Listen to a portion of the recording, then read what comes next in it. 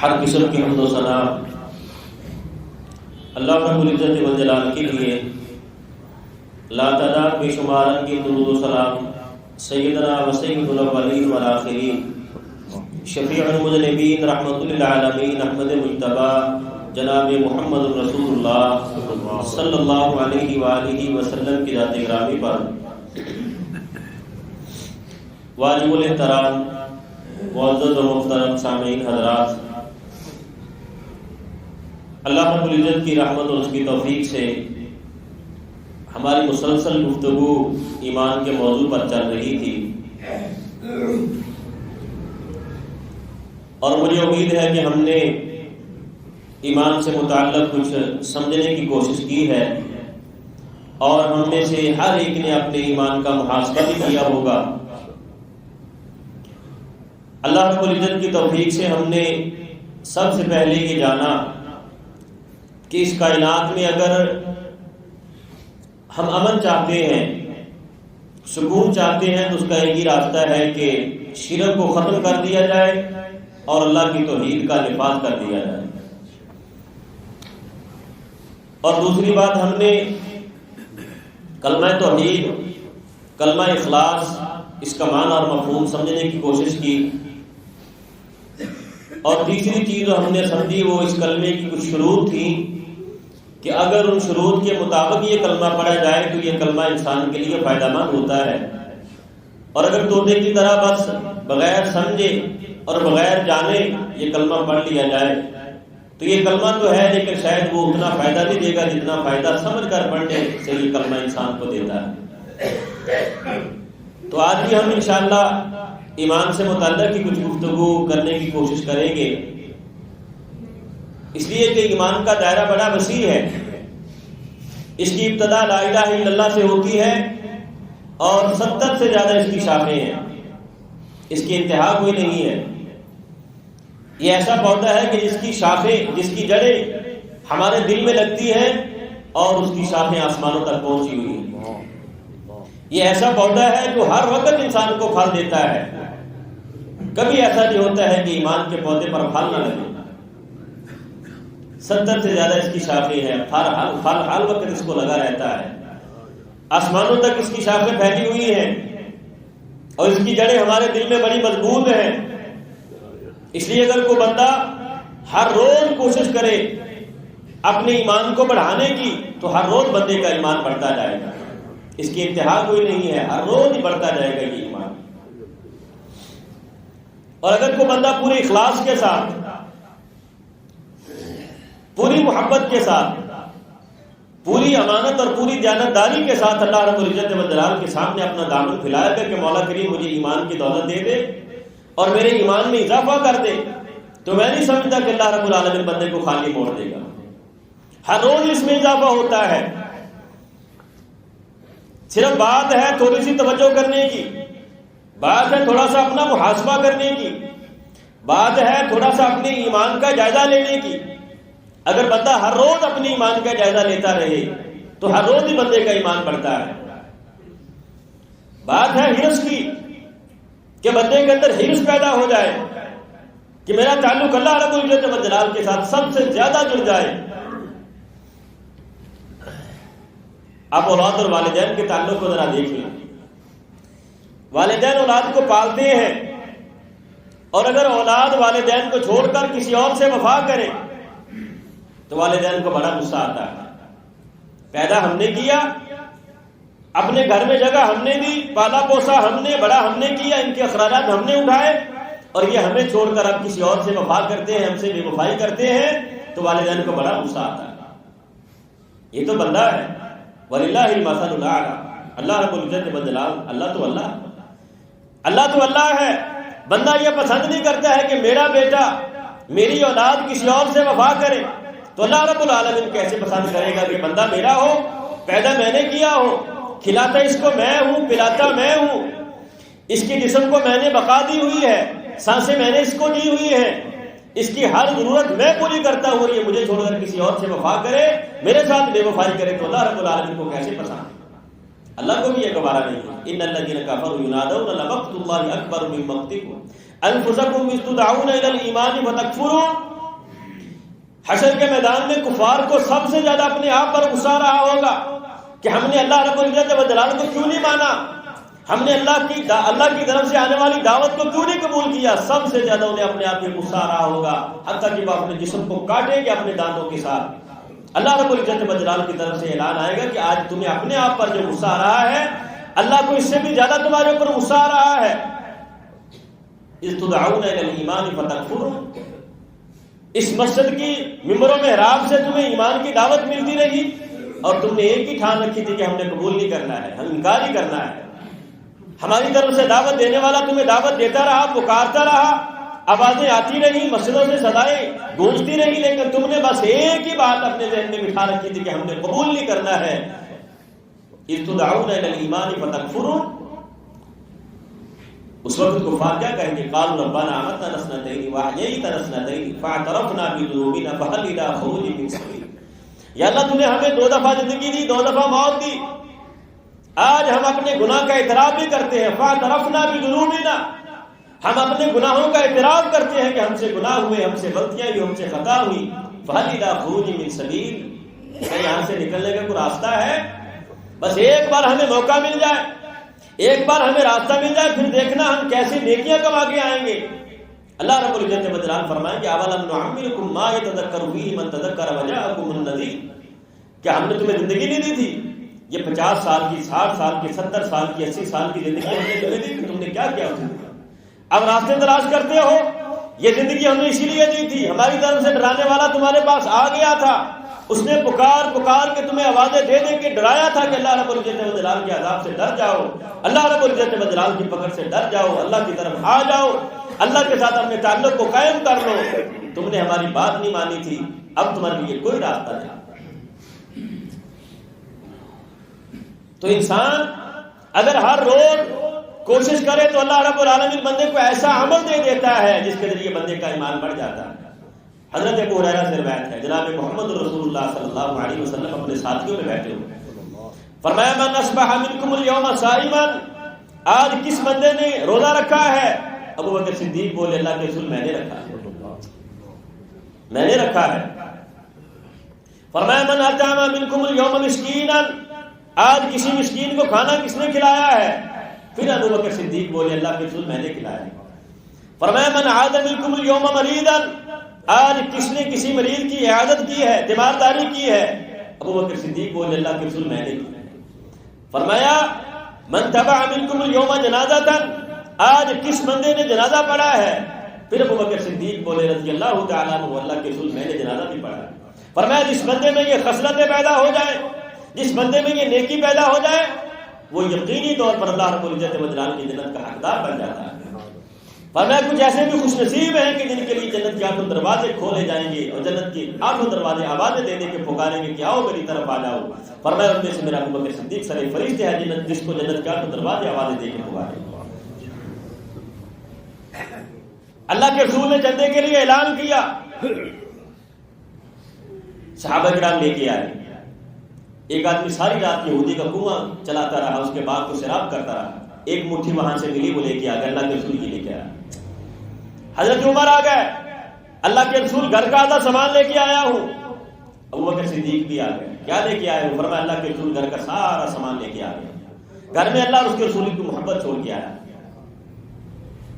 ہم میں سے کتنے ہیں جنہوں نے کبھی یہ لذت حاصل کرنے کی کوشش کی؟ کتنے ہیں جنہوں نے کبھی یہ لذت حاصل کرنے کی کوشش کی ہو؟ گھر کا سارا ہی سامان لے کے آیا ہوں. کہاں ہے ابو بکر صدیق کا نام لینے والے؟ کہاں ہے جناب ابو بکر صدیق سے محبت کا دعویٰ کرنے والے اور صحابہ کرام سے محبت کا دعویٰ کرنے والے؟ اگر بندہ کوشش کرے تو ہر روز بندے کا ایمان بڑھ جاتا ہے، ہر روز ہی بندے کے ایمان میں اضافہ ہوتا ہے. ایمان کا دائرہ بڑا وسیع ہے. لا الہ الا اللہ سے جس کی ابتدا ہوتی ہے اس کی کوئی انتہا نہیں ہے، حتیٰ کہ بندہ اللہ کے پاس پہنچ جاتا ہے. ایمان کی انتہا نہیں ہوتی ہے، ایمان بڑھتا ہی جاتا ہے، بڑھتا ہی جاتا ہے. لیکن اس ایمان کو بھی دیکھنے کے لیے، اس ایمان کا محاسبہ کرنے کے لیے، جائزہ لینے کے لیے چند باتیں اگر بندہ غور کر لے تو بندے کو پتہ چلتا ہے کہ میرا ایمان کیسا ہے، میں ایمان کے کس مقام پہ کھڑا ہوں. سب سے پہلی بات بندہ یہ دیکھ لے کہ اللہ اور اس کے رسول کی محبت میرے پاس کتنی ہے. محبت الہی میرے دل میں کتنی ہے؟ اللہ رب العزت والجلال کی محبت کتنی ہے میرے دل میں؟ اگر بندہ اس کا محاسبہ کر لے تو پتہ چلے گا کہ میرا ایمان کتنا ہے۔ جتنی دل میں محبت الہی ہے اتنا ہی بندے کا ایمان ہے۔ اگر محبت الہی کم ہے تو ایمان بھی کم ہے، اگر محبت الہی بہت زیادہ ہے تو ایمان بھی بہت زیادہ ہے۔ اور پھر اللہ رب العزت والجلال سے محبت ہو، اللہ کا ذکر نہ ہو۔ جس سے محبت ہوتی ہے اس کی یاد بھی آتی ہے۔ یہ کیسے ممکن ہے کہ محبت کا دعوت اللہ رب العزت والجلال کے ساتھ بندہ کرے اور اللہ کی یاد ہی نہ آئے بندے کو، کبھی اللہ کی پرواہ نہ کرے بندہ۔ لوگ تو جس سے محبت کرتے ہیں اس کی محبت میں مر مٹ جاتے ہیں۔ لوگ کہتے ہیں ہمیں تیرے سوا کوئی یاد ہی نہیں رہتا ہے، بس تو ہی ہمارے خیالوں میں بسا رہتا ہے۔ اللہ رب العزت والجلال سے محبت کا دعویٰ ہو، وہ خیالوں میں نہ بسے، اللہ کی محبت میں بندہ مر مٹے نہ۔ یہ کیسے ممکن ہے کہ محبت اللہ کے ساتھ ہو پھر اللہ کی یاد نہ؟ سب سے بڑی بات ہے پھر اللہ کا ذکر انسان کی زبان پہ جاری ہو جائے، اللہ رب العزت والجلال بندے کو یاد آئے، ہر معاملے میں اللہ رب العزت والجلال کی یاد۔ انسان لباس پہنے تو تب بھی اللہ کا ذکر کرے، لباس اتارے تو پھر بھی اللہ کا ذکر کرے، بیت الخلاء میں جاتا ہے تو اللہ کا ذکر کرتا ہے، بیت الخلاء سے نکلتا ہے تو اللہ کا ذکر کرتا ہے، جوتا پہنتے بھی اللہ یاد آتا ہے، جوتا اتارتے بھی اللہ یاد آتا ہے۔ دنیا کو ایسا زندگی کا مرحلہ نہیں ہے کہ جہاں اللہ رب العزت والجلال بندے کو یاد نہ آئے۔ اگر ہر وقت اللہ کی یاد بندے کے دل میں بس جائے، ہر وقت اللہ کی یاد میں بندہ گم ہو جائے، ہر وقت بندہ اللہ کو یاد کرتا ہے، تو سمجھے کہ اس کا ایمان مکمل ہو گیا، اس کی محبت الہی بھی مکمل ہوگی۔ جیسے جیسے بندہ اللہ کو یاد کرتا ہے ویسے ویسے بندے کا ایمان بڑھتا ہی جاتا ہے۔ جناب محمد رسول اللہ صلی اللہ علیہ وسلم نے فرمایا میں ایک دن میں 100 بار اللہ سے استغفار کرتا ہوں، ایک دن میں 100 بار اللہ سے استغفار کرتا ہوں، جن کا کوئی گناہ نہیں ہے، جن کی کوئی غلطی نہیں ہے، معصوم ہے، خطا ہے۔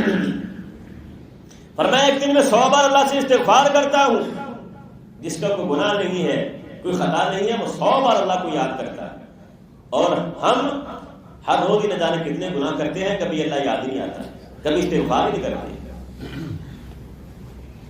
پھر سوچے کہ کتنی محبت ہے ہمارے اندر، جب ہمیں اللہ یاد نہیں آتا ہے تو پھر کتنی محبت ہے اللہ رب العزت والجلال کی محبت، اللہ کا ذکر انسان کی زبان پہ جاری ہو جائے، ہر وقت بندے کو اللہ یاد آنے لگ جائے، اور یہاں تک بندہ اللہ کے ذکر میں گم ہو جائے، پھر ایسا مقام آ جاتا ہے۔ جناب محمد رسول اللہ صلی اللہ علیہ وسلم نے فرمایا کہ بندہ نماز میں کھڑا ہوتا ہے، اچھی طرح سے وضو کرتا ہے، مصلی پہ کھڑا ہو جاتا ہے، 2 رکعت اللہ کی یاد میں ایسی پڑھ لیتا ہے کہ دنیا کا کوئی خیال اس کے دل میں نہیں آتا ہے، ہر خیال نکال کر اس کے خیالوں میں صرف اللہ رب العزت والجلال ہوتا ہے۔ اللہ کے سامنے 2 رکعت پڑھتا ہے، فرمایا وہ جیسے سلام پھیرتا ہے گناہوں سے ایسے پاک ہو جاتا ہے جیسے آج اس کی ماں نے اس کو جنم دیا۔ ہم میں سے کتنے ہیں جن لوگوں نے کبھی ایسی نماز پڑھی کہ دنیا کا کوئی خیال دل میں نہ آئے، صرف اللہ رب العزت والجلال ہمارے خیالوں میں بسا ہو، اللہ کی یاد ہو، اور تصور یہ ہو کہ ہم اپنے پروردگار کو سامنے دیکھ رہے ہیں یا ہمارا پروردگار ہمیں دیکھ رہا ہے۔ کتنے ہم اس تصور کے ساتھ نماز پڑھتے ہیں؟ ہماری تو نماز میں ہمیں وہ خیالات آتے ہیں کہ جن کا تصور ہی نہیں کر سکتے ہیں۔ کیسی محبت ہے، کیسے اللہ کا ذکر ہے۔ اگر کسی بندے نے محبت الہی کا جائزہ لینا ہے تو سب سے پہلے دیکھیں کہ اللہ کو کتنا یاد کرتا ہے، ذکر الہی اس کے اندر کتنا بسا ہوا ہے۔ اور دوسری چیز، اگر کسی نے محبت الہی کا جائزہ لینا ہے تو وہ یہ دیکھے کہ اس کی اللہ رب العزت والجلال کے ساتھ مناجات کیسی ہیں۔ انسان کو دنیا میں کو خوشی ملتی ہے یا غم ملتا ہے تو انسان دوڑتا ہے سب سے پہلے اپنے سب سے گہرے دوست کے پاس، جس کے ساتھ سب سے گہری دوستی ہوتی ہے اس کے پاس جاتا ہے کہ مجھے یہ خوشی ملی یا پھر میرے اوپر یہ مصیبت آئی، اسے جا کے بتاتا ہے۔ ہم میں سے کتنے ہیں جو خوشی اور غم کے وقت سب سے پہلے مصلی بچھا کر اللہ رب العزت والجلال کے سامنے مناجات کرتے ہیں۔ خوشی ملی ہے تو یا اللہ تیرا شکر ہے، پریشانی آئی ہے تو یا اللہ یہ بھی تیری طرف سے ہے، اور یہ پریشانی اور مصیبت بھی تو ہی ٹالنے والا ہے۔ کتنے ہیں جو سب سے پہلے اللہ رب العزت والجلال کے ساتھ یہ مناجات کرتے ہیں۔ محبت کا دعویٰ اللہ کے ساتھ ہے اور ہماری مناجات غیروں کے ساتھ ہے۔ ہمارے یادوں میں کوئی غیر بسے ہوئے ہیں اور سب سے پہلے ہم کسی اور کے پاس جاتے ہیں۔ اللہ رب العزت والجلال کے پاس آنے کی بجائے کہاں تک ہمارا محبت کا یہ دعویٰ سچا ہے، پھر جائزہ لے کہ ہمارے اندر ایمان کتنا ہے۔ ویسے تو ہم سارے اہل ایمان ہیں، ہر بندہ ہی سمجھتا ہے کہ مجھ سے بڑا ایماندار کوئی نہیں ہے، مجھ سے بڑا مومن کوئی نہیں ہے، لیکن اگر تھوڑا سا جائزہ لے لیں تو پھر پتہ چلتا ہے کہ ہمارے اندر کتنی محبت الہی ہے، کتنا اللہ کا ذکر ہے، کتنی اللہ کی یاد ہے، اور کہاں تک ہم اللہ رب العزت والجلال کے ساتھ مناجات کرتے ہیں۔ اگر تنہائی میں اللہ رب العزت والجلال کے سامنے بندے کو رونے اور ہنسنے میں لذت محسوس نہیں ہوتی ہے تو بندہ سمجھے کہ اس کے اندر محبت الہی نہیں ہے۔ اگر تنہائی میں اللہ رب العزت والجلال کے سامنے بندے کو رونے اور ہنسنے کا شوق پیدا ہو جائے، بندے کی عادت بن جائے، تو بندہ سمجھے کہ میرے اندر محبت الہی آ چکی ہے اور میرا ایمان ہر روز بڑھنا شروع ہو گیا۔ ہم میں سے کتنے ہیں جو تنہائی میں اللہ کے سامنے روتے ہیں، جو تنہائی میں اللہ کے ساتھ باتیں کرتے ہیں؟ ہماری مناجات اللہ رب العزت والجلال کے ساتھ۔ اور اگر محبت الہی کا جائزہ لینا ہے تو تیسری بات یہ جائزہ لیں کہ ہم اللہ کی فرما برداری اور اس کی اطاعت میں کس قدر لذت محسوس کرتے ہیں۔ اللہ کی فرما برداری میں کس قدر ہم لذت محسوس کرتے ہیں۔ اگر نماز میں ہمیں لذت آنے لگ جائے، اگر روزے سے ہمیں لذت محسوس ہونے لگ جائے، تو سمجھے کہ ہمارے اندر محبت الہی آ چکی ہے، ہمارا دل اللہ کی محبت سے بھر گیا اور ہمارے ایمان میں اضافہ ہو رہا ہے۔ انسان سارا دن دکان پہ کام کرتا ہے، سارا دن دھکے کھاتا ہے، مزدوری کرتا ہے، محنت کرتا ہے، لیکن جب شام کو بندہ پیسے کما کے اپنی اولاد کو جا کے کھلاتا ہے تو ساری تھکاوٹ ہی دور ہو جاتی ہے، بندے کی خوشی کی انتہا نہیں رہتی ہے۔ سارے دن انسان جو مشقت اٹھاتا ہے، جب شام کو اپنی اولاد کو کھلاتا ہے تو خوش ہو جاتا ہے۔ اس سے بھی زیادہ خوشی اگر بندے کو آنے لگ جائے جب بندہ اللہ کے راستے میں خرچ کرے تو سمجھے کہ اس کے اندر محبت الہی آ جاتی ہے۔ ہم میں سے کتنے ہیں کہ جو اپنی اولاد کو کھلاتے ہوئے جتنی خوشی محسوس کرتے ہیں، اس سے زیادہ خوشی محسوس کرتے ہوں جب اللہ کے راستے میں مال خرچ کرتے ہیں؟ کتنے ہیں جو اللہ کے راستے میں مال خرچ کرتے ہوئے خوشی محسوس کرتے ہیں؟ ہمارا تو دل تنگ پڑ جاتا ہے، اللہ کے نام پر صدا آتی ہے تو دل تنگ پڑ جاتا ہے کہ اب دینا پڑے گا۔ اگر اللہ کے راستے میں دیتے ہوئے بندے کو خوشی محسوس ہونے لگ جائے، نماز سے بندے کو لذت آنی محسوس ہو جائے، روزے سے بندے کو لذت محسوس ہونی شروع ہو جائے، تو پھر بندہ سمجھے کہ اس کے اندر محبت الہی آ گئی ہے، اس کا دل اللہ کی محبت سے بھر گیا ہے، اس کے ایمان میں اضافہ شروع ہو گیا۔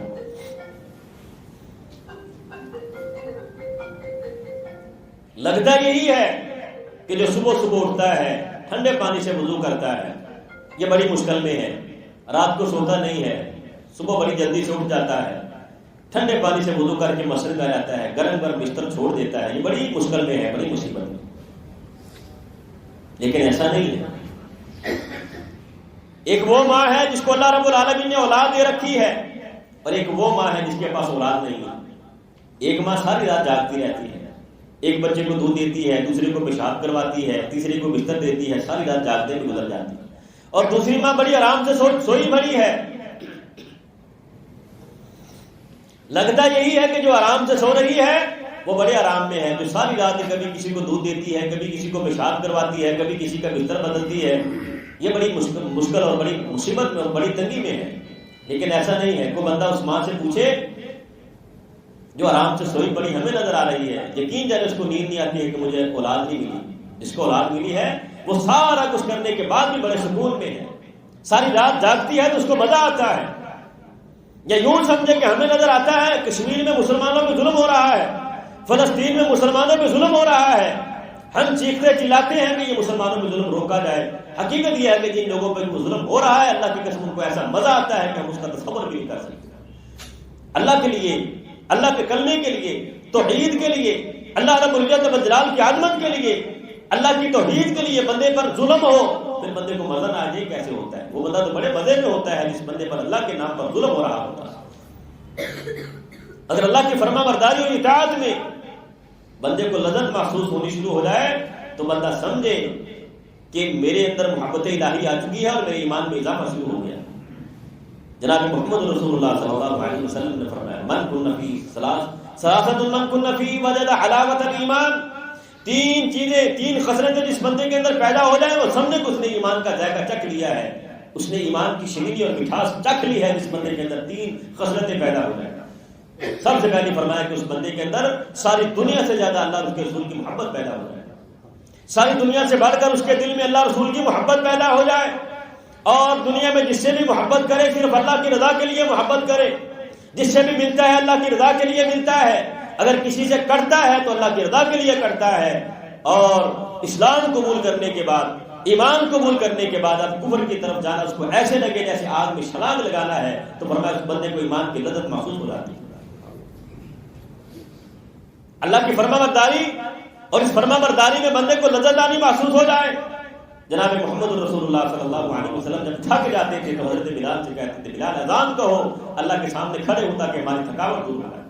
کتنے ہیں جو اپنے دکھ اور اپنی تھکاوٹ کا مداوع اللہ کے ذکر کو بناتے ہیں، نماز کو بناتے ہیں کہ اللہ کے سامنے کھڑے ہو کے ہمیں سکون ملتا ہے، اللہ رب العزت و جلال سے دور جاتے ہیں تو بے چین ہو جاتے ہیں۔ کتنے ہیں؟ دعوت تو ہم سب کا ہے کہ ہم اہل ایمان ہیں، دعوت تو سب کا ہے کہ ہم مومن اور مسلمان ہیں، لیکن اگر اپنا محاسبہ کریں، تھوڑی دیر کے لیے ان چیزوں پہ غور کر لیں تو پھر پتہ چلے گا کہ ہمارا ایمان کہاں کھڑا ہے۔ ابھی تو ہم نے صرف لا الہ الا اللہ پڑھا ہے، ابھی تو ہم اسلام میں داخل بھی نہیں ہوئے۔ تو اللہ رب العزت و جلال سے اللہ کی اطاعت میں بندے کو خوشی آنے لگ جائے تو بندہ سمجھے کہ اس کے ایمان میں اضافہ ہو رہا ہے۔ اور اس سے اگلی بات، ایک اللہ رب العزت و جلال کی پسند ہے، ایک بندے کی اپنے لیے پسند ہے، ایک بندے کے لیے اللہ کی پسند ہے۔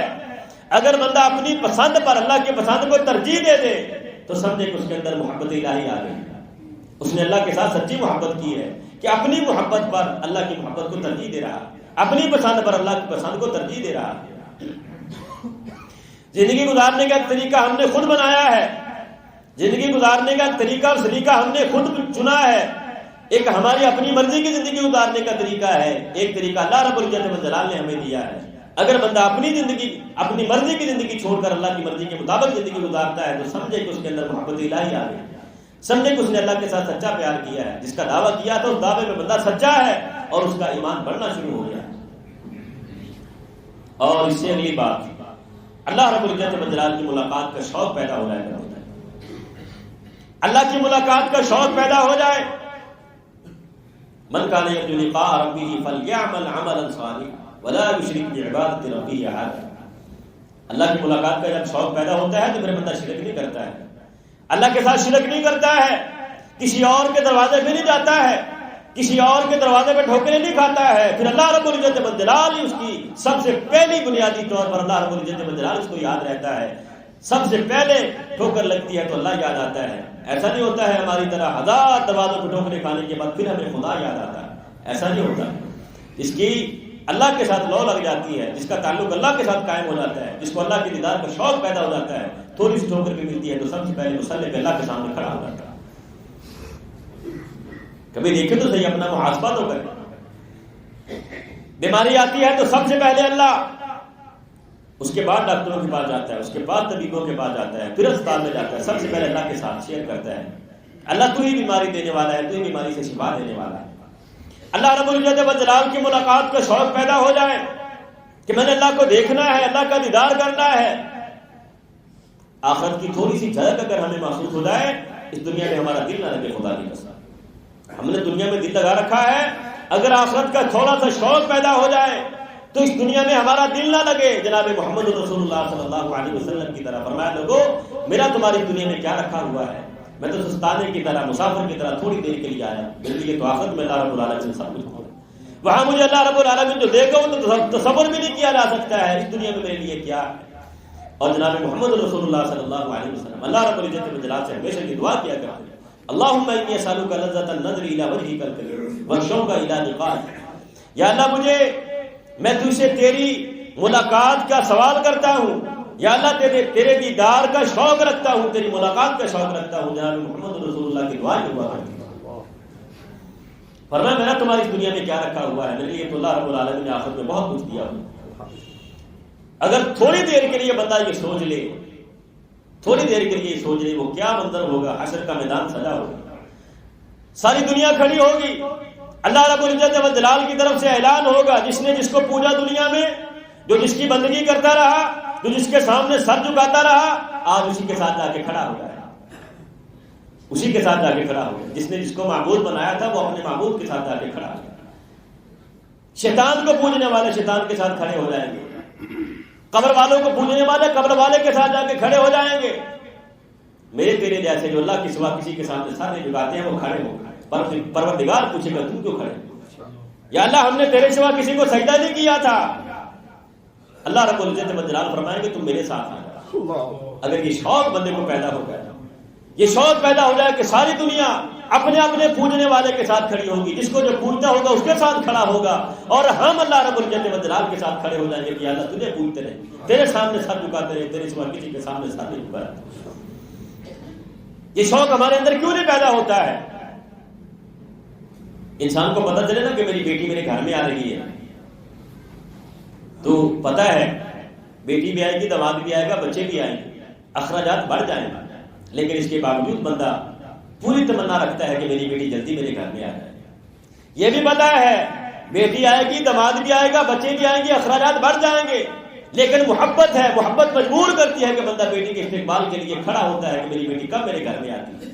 اللہ رب العزت والجلال کی محبت ہمیں کیوں نہیں مجبور کرتی ہے اس طرف کہ ہمارا دنیا سے دل ختم ہو جائے، اس دنیا سے ہم بالکل اپنے آپ کو، اس دنیا میں ہمارا دل لگا ہوا ہے، اس دنیا سے ہمارا دل کیوں نہیں ٹوٹتا ہے؟ اللہ رب العزت والجلال کے ساتھ ہمارا دل کیوں نہیں ٹوٹتا ہے؟ اس کی ملاقات کا شوق ہمارے اندر کیوں نہیں پیدا ہوتا ہے؟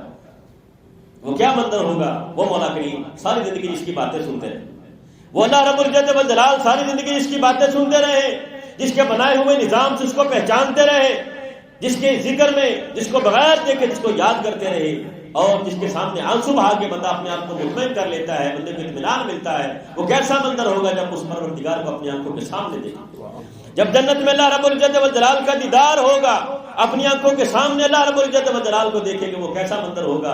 اس دیدار کا شوق ہمارے اندر کیوں نہیں پیدا ہو جاتا ہے؟ من احب لقاء اللہ احب اللہ لقاءہ، فرمایا جو اللہ کی ملاقات کو پسند کرتا ہے اللہ بھی اس سے ملنے کو پسند کرتا ہے۔ ومن کرہ لقاء اللہ کرہ اللہ لقاءہ، جو بندہ اللہ رب العزت والجلال سے ملنا نہیں چاہتا اللہ بھی اس سے ملنا نہیں چاہتا ہے۔ ایمانداری سے بتائیں کتنے لوگ ہیں جو اس کے لیے تیاری کر رہے ہیں کہ ہم نے اللہ رب العزت والجلال کا دیدار کرنا ہے؟ وہ غریب الوطن جو کسی دوسرے ملک میں زندگی گزارتا ہے، اگر اس نے اچھی زندگی گزاری ہو، وہاں پیسہ کمایا ہو اور اپنے بچوں کے لیے، گھر والوں کے لیے تحفے تحائف اپنے بیگ میں ڈالے ہوئے ہو، تو اس کو چنتا لگی ہوتی ہے کہ کب میں اپنے گھر میں پہنچ جاؤں اپنے گھر والوں کے پاس۔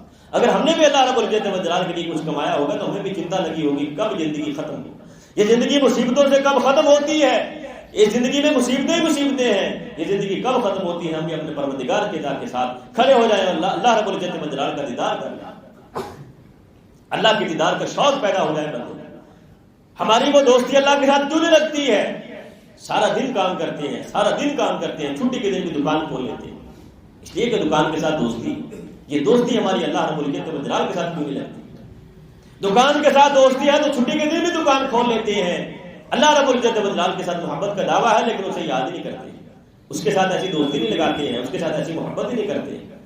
تو اگر کسی نے اپنی محبت الہی کا جائزہ لینا ہے تو سب سے پہلے دیکھیں کہ وہ کتنا اللہ کا ذکر کرتا ہے، وہ کس قدر اپنی مناجات اللہ رب العزت والجلال کے ساتھ کرتا ہے، اسے کس قدر اللہ کی فرما برداری میں لذت محسوس ہوتی ہے، نماز میں کیسی لذت محسوس کرتا ہے، روزہ رکھتا ہے تو کیسی لذت پاتا ہے، عبادات میں دیکھیں، اللہ کی فرما برداری میں دیکھیں کہ کیسی لذت اس کو محسوس ہو رہی ہے، اور اللہ رب العزت والجلال کی ملاقات کا شوق کس قدر اس بندے کے اندر لگا ہوا ہے، پھر اس کو پتہ چلے گا کہ میری محبت الہی کتنی ہے۔ پھر جتنی محبت الہی ہوگی اتنا ہی بندے کے اندر ایمان ہوگا، جتنی محبت الہی ہوگی اتنا ہی ایمان ہوگا، اور اس ایمان کو دیکھنے کے لیے دوسری نشانی یہ ہے، پہلی نشانی محبت الہی ہے اور دوسری نشانی ایمان کو پرکھنے کے لیے ہے اللہ رب العزت والجلال کا خوف۔ اللہ رب العزت والجلال کا خوف بندے کے اندر کتنا بیٹھا ہوا ہے۔ اگر غیر اللہ سے ڈرتا ہے، کسی دربار اور کسی پیر سے ڈرتا ہے، تو اس کے اندر کہاں ایمان ہے؟ ایمان یہ ہے کہ اللہ رب العزت والجلال کا خوف بندے کے دل میں بیٹھ جائے، اللہ کے سوا کسی کا خوف نہ۔ اور یہاں معاملہ بڑا عجیب ہے، دنیا میں بندہ جس کے اتنا قریب ہوتا جاتا ہے اتنا ہی اس کا خوف ختم ہوتا جاتا ہے۔ جیسے جیسے بندہ کسی بندے کے قریب ہوتا ہے پتہ چلتا ہے یہ بھی میری طرح ہے، میں کچھ اور سمجھتا تھا یہ بھی میری طرح ہی ہے، اس کا خوف بندے کے دل سے نکلتا جاتا ہے۔ اور وہاں معاملہ بڑا عجیب ہے، جیسے جیسے بندہ اللہ کے قریب جاتا ہے، جیسے جیسے بندہ اللہ کے قریب جاتا ہے ویسے ویسے خوف بڑھتا ہی جاتا ہے۔ جیسے جیسے قریب ہوتا ہے تو پتہ چلتا ہے اللہ بادشاہ ہے، اور قریب ہوا تو پتہ چلا اللہ کے سوا تو کوئی بادشاہ ہے ہی نہیں، اور قریب ہوا تو پتہ چلا ایک پتا بھی اللہ کی اجازت کے بغیر نہیں ہلتا ہے، اور قریب ہوا تو پتہ چلا اللہ تو وہ ہے جس کے اندر کوئی خامی نہیں ہے، جس کے اندر کوئی عیب ہی نہیں ہے، جس کے اندر کوئی نقص ہی نہیں ہے۔ اللہ رب العزت والجلال تو اللہ ہے، اس کی بنائی ہوئی مخلوق میں بھی کوئی عیب اور نقص نہیں ہے۔ جیسے جیسے بندہ قریب جاتا ہے ویسے ویسے بندہ اللہ کا تعارف پاتا جاتا ہے، جیسے جیسے اللہ کا تعارف بندے کے اندر آتا جاتا ہے ویسے ویسے اللہ کا خوف بڑھتا جاتا ہے۔ اگر ساری دنیا کا خوف نکل جائے اور اللہ رب العزت والجلال کا خوف بندے کے دل میں بیٹھ جائے تو بندہ سمجھے کہ ایمان مکمل ہو گیا۔ قال لهم الناس ان الناس قد جمعوا لكم فاخشوهم فزادهم ایمانا۔ ساری دنیا مخالف بن جائے، ساری دنیا مخالفت پہ اتر آئے، لوگ ڈرائیں کہ ساری دنیا تیری مخالفت میں کھڑی ہے، بندے کو ڈرنے کی بجائے اس کے ایمان میں اضافہ ہو جاتا ہے، اس لیے کہ میرا دوست تو اللہ ہے، میرا ولی تو اللہ ہے۔ ہم تو بڑے آرام سے کہہ دیتے ہیں کہ اس بیچارے کا اللہ کے سوا کون ہے۔ ہم سمجھتے ہیں کہ جس کا اللہ ہے وہ بیچارہ ہے، ہم سمجھتے ہیں جس کا اللہ ہے وہ بیچارہ ہے، بڑے آرام سے کہہ دیتے ہیں اس بیچارے کا اللہ کے سوا کون ہے۔ خدا کی قسم جسے اللہ کا سہارا مل گیا اس سے مضبوط سہارا دنیا میں کوئی نہیں ہے۔ ذالک بان اللہ مولا الذین آمنوا وان الکافرین لا مولا لهم۔ اللہ اہل ایمان کا دوست ہے اور کفار وہ ہیں کہ جن کا دوست ہی کوئی نہیں ہے۔ جس کا دوست اللہ بن جائے، جس کا سہارا اللہ بن جائے، جس کا مددگار اللہ بن جائے، دنیا میں اس سے مضبوط سہارا کوئی نہیں ہے۔ ہم بڑے آرام سے کہتے ہیں کہ اللہ کے سوا اس کا کون ہے؟ وہ سب سے مضبوط بندہ ہوتا ہے جس کا اللہ دوست بن جائے۔ اللہ رب العالمین ہمیں عمل کی توفیق عطا فرمائے۔ وما توفیقی الا باللہ علیہ توکلت۔